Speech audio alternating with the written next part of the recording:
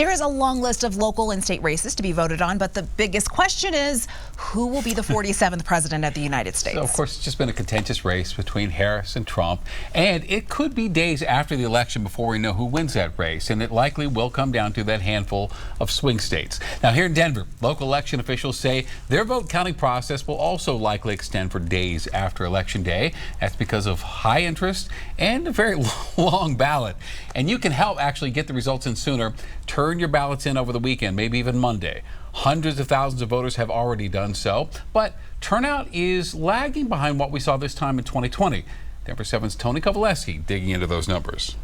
Numbers released earlier on Friday by the Secretary of State show a disappointing early return number when compared to the presidential race from 4 years ago. So far, only 1.73 million ballots have been turned in, and back in 2020, more than 2 million voters had voted by this day. Taking you inside the numbers, let's look at county returns. As of last night, here are the 5 counties that have returned the most ballots. Fifth on that list, Douglas County, traditionally a Republican stronghold, with 143,000 ballots so far. Next is Denver County, a Democrat-dominated county with nearly 168,000 returned ballots. Third on that list, Arapahoe County, with nearly 169,000 voters weighing in.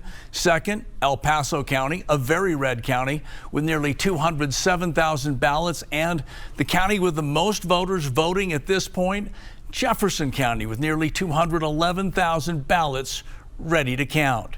Now, we should note that these, of course, are 5 of the most populous counties in the state. Recent data, though, shows that Jefferson County has the 4th most number of people living in the state, but that county is number 1. That number certainly notable.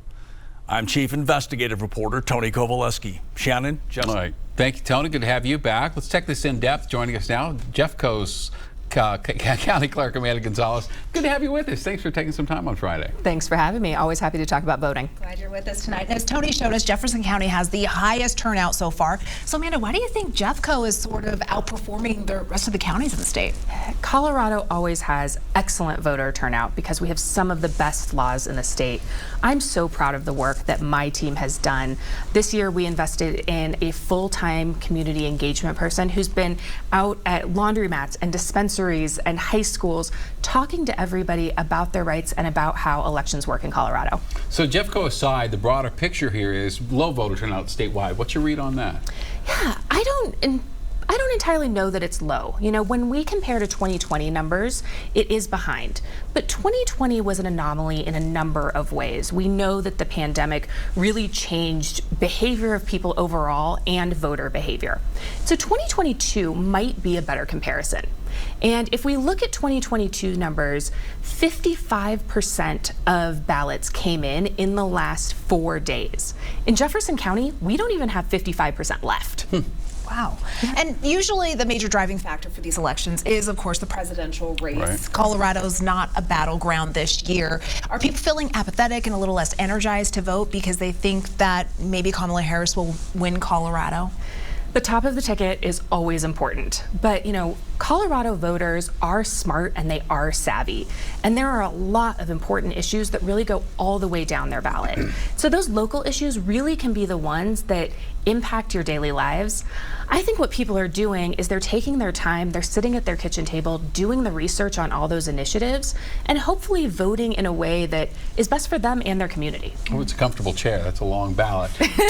So final question here for you, Amanda. Of course, security. We've heard this now for months and months. What's Jeffco doing to make sure your vote's safe? Yeah, we have multiple layers of security, and so both physical security and cyber security are incredibly important to us. I think the headlines that we've seen recently are a concern to everybody, but some of the most important things to remember is that even if one layer of security is ever compromised, the others do what they are supposed to and keep our elections safe and secure. And so I think Jeffco voters, as well as voters throughout the state, can rest assured that their vote is safe, is secure, and we're excited to have everybody vote this season. Speaking of rest, I hope you get some this weekend. You've got a busy week coming up. Thank you very much, Amanda Gonzalez. It's great to have you with us.